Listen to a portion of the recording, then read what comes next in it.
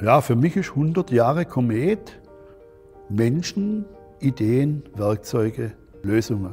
Ja, das passt für mich, weil es ja eigentlich unseren Geist hier drin verkörpert. Ne? Der Körper, der Geist, sage ich jetzt einmal, von Komet ist eine Lösung zu finden für den Kunden. Kundennutzen steht ganz vorne. Auf der Messe kam ein Kunde und wollte von uns, dass wir für ihn die Motorenbearbeitung übernehmen. Und das ganze Paket beinhaltete nicht nur das Bohren der Zylinderbohrung, also der Kolbenbohrungen, sondern wir mussten auch einen Fräser liefern. Und der Fräser musste aber eins machen, das war, was man seither noch nicht kannte, nämlich die Späne vom Werkstück wegsaugen. Das Problem ist, jeder Motor hat ja Kühlkanäle.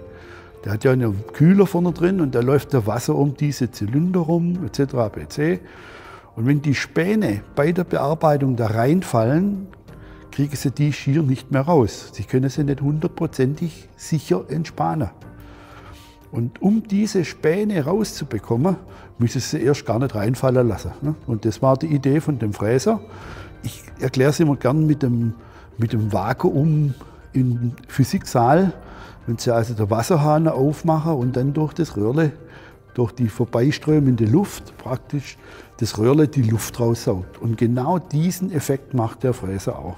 Deswegen ist da vorne die Kühlmittelumlenkung drin und lenkt den Strahl in diese Schaufel des Fräsers hinein und saugt somit von der Stirnseite die Späne praktisch weg vom Werkstück.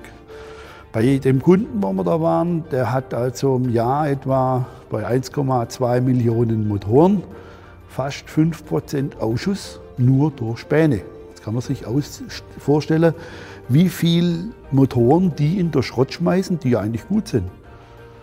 Und genau das war eigentlich der ausschlaggebende Effekt oder der ausschlaggebende Punkt, warum wir diesen Fräser als mehr oder weniger als Saugfräser ausgelegt haben.